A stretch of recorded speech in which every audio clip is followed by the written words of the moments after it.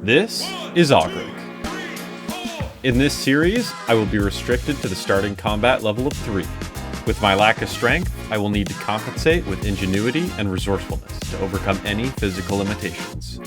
As I will be unable to gain experience in combat, I will focus on skilling. Join me as I embark on this exciting quest. Last episode, we established some baseline goals for the account moving forward, as well as some smaller objectives to help us get there. We left off having reached 64 thieving, which allows us to lockpick the stone chests at the Lizardman's Temple, in hopes of finding Zarek's talisman. Before we head over to the temple, there have been a couple skills that I've been putting off, mainly construction and herb lore, just because how costly these skills can be to level up. We're going to need to start making some money, and I'd rather start sooner than later.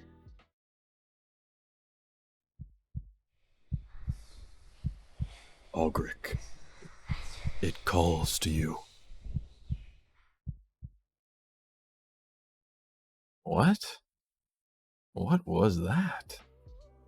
So, like I was saying, at this point, I think a good moneymaker for us might be cooking or crafting. After doing some research, it seems like with our relatively low cooking level, one of the best foods we can cook is karamwans. However, if we were to try to cook a karamwan right now, it would actually become a poisoned karamwan.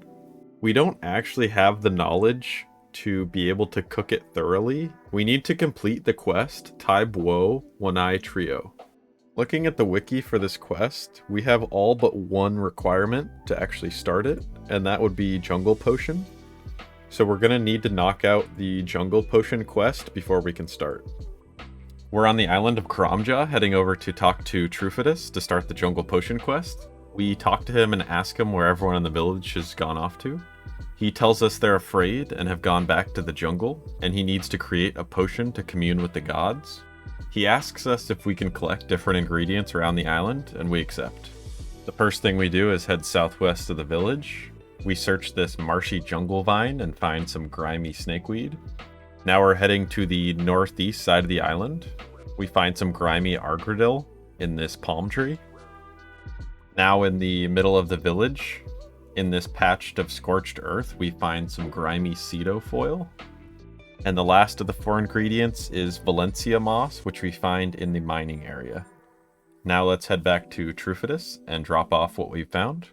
He tells us that he now has everything he needs to make his potion and just needs some time. That is Jungle Potion complete. Alright, we actually have quite a big problem. I did not manage to scroll all the way down to the bottom of this wiki. It turns out, on completion of this quest, we are awarded with 2,500 attack and strength XP, which unfortunately is kind of a deal breaker. Back to the drawing board. Alright, I'm still kind of flustered after the Karamwan incident, so I think maybe we just shift gears to crafting for the time being. I have to sell off some of the things I've been collecting from the farm runs to bankroll this, although this should be profitable. So I think we're going to start off with crafting maybe 1,000 ruby bracelets and work our way up from there. I'm currently at the Edgeville smelter crafting these ruby bracelets, and any minute here, there it is, 51 crafting. Here comes 52, 53, there's 54, and 55. Here's 56. That just about rounds out the 1,000 bracelets. So we're going to head back to the Grand Exchange and sell these off. I'm going to price them at maybe 1,100. Okay, they sold. So let's go ahead and check. Okay, so I'm going to do the math on this and see how much we actually made from this. So buying the ruby and gold bars cost us about 913k. We managed to sell the bracelets back for around 1.1 mil, netting us about 190k in profit. We actually made a lot more money than that than I was expecting. So I went ahead and bought the materials to make another 1,500 bracelets. And so we're going to knock that out right now. And there's 57 crafting. 58 crafting. 59 crafting. Coming up on 60 crafting. There's 61. And this is going to be the last of the 1500 bracelets. Back at the Grand Exchange, we sold those 1500 bracelets off, and it looks like we profited about 295k. So I actually bought the materials for another 1000 rupee bracelets. I think we're just going to power through to 70. There's 62. 63. And we're about to come up on 64. There it is, 64 crafting, and this will finish up the 1000 ruby bracelets. Now that we're a higher crafting level, we have some flexibility to test out some different items. I bought materials to craft 1000 diamond bracelets, and we're gonna see how this goes. 65 crafting, 66, there's 67, and 68, 69. Alright, we are coming up on 70 crafting here. Once we hit this, we're going to end it here for the crafting grind on this episode. After this, I'm going to total the profit that we made on the grind from 51 to 70 crafting. And I'm pretty excited to see how much money we actually made. 70 crafting, there it is. So you guys might have been able to tell from some of the previous clips, but I was sprinkling in crafting some dragonstone jewelry in between the diamond bracelets.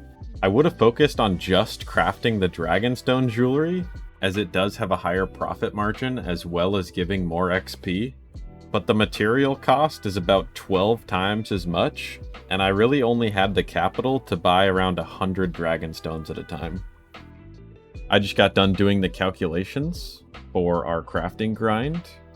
We managed to make about 3,000 ruby bracelets, 2,000 diamond bracelets, and about 1,000 items spread out across the dragonstone jewelry, netting us 1.285 million GP.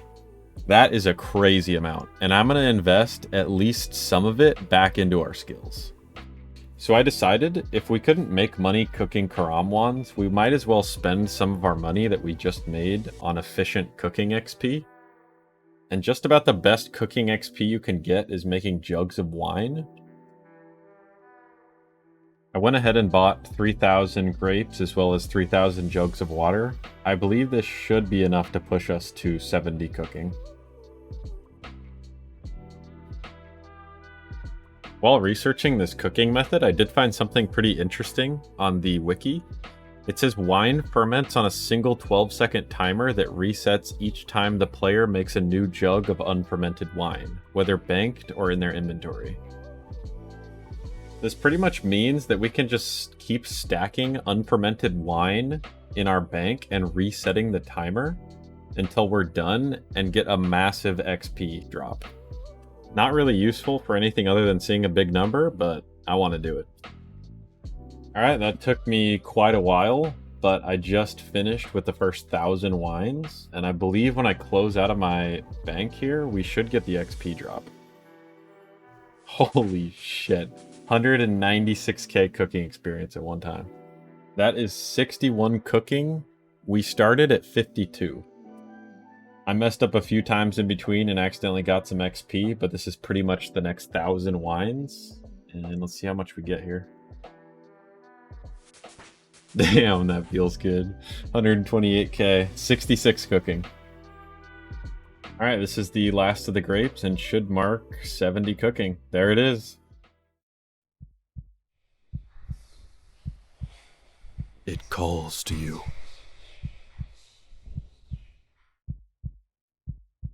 What? Who are you? What calls? The talisman, Agurick. It calls to you. Deep within the shadow lies a secret temple, built in reverence of a powerful mage who once ruled Great Koren.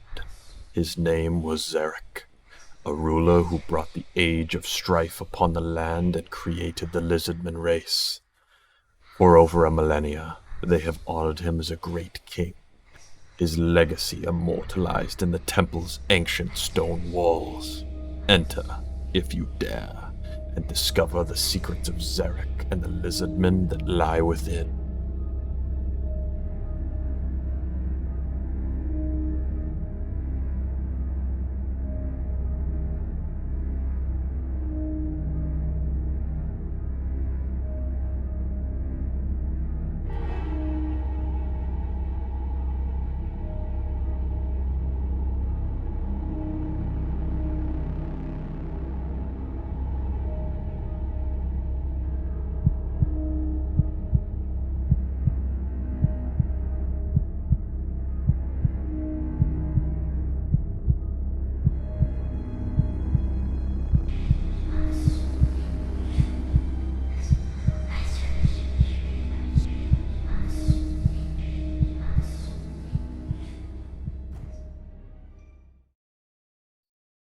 I'm not sure what that thing wants with me, but it brought me here.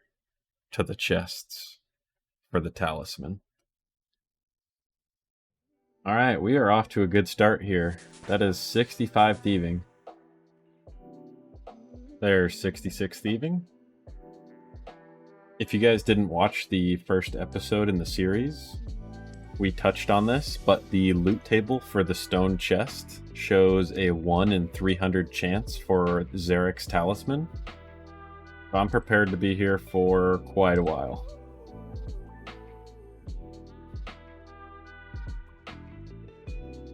And actually, we are coming up quick. This next chest that we're about to open should be number 300. No luck. So using the loot tracker RuneLight plugin, we can actually see all the loot from the previous 300 chests. While there's no talisman, it's still pretty decent loot. At this point in the recording, it was 7 or 8 a.m. I had been going pretty much all night and didn't manage to record the next couple of levels.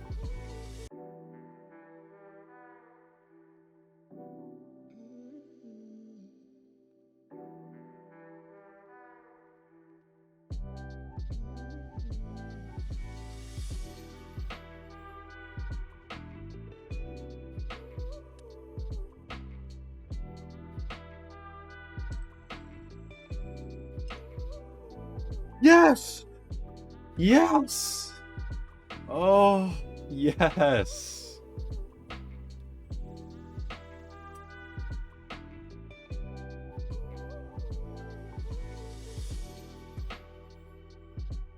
Yes, dude.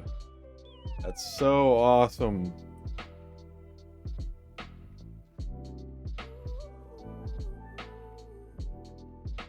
Alright, that's the episode.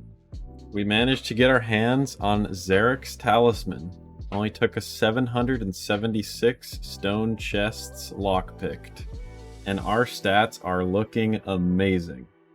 Next episode, we are going to try to take down the Kendall, a level 70 monster, with nothing but our bare hands and some ingenuity. The Kendall is going to want to maul our face into 1,000 pieces, so we'll see if we can actually take him down. I really do have to take some time and thank you guys. You guys showed an immense amount of support from the first video. I think right now it's sitting at about 1,500 views and we got maybe 90 subscribers. That is absolutely incredible and way more than I could have imagined. Thank you guys so much for watching. If you made it this far, shout out to you. I'll see you in the next one.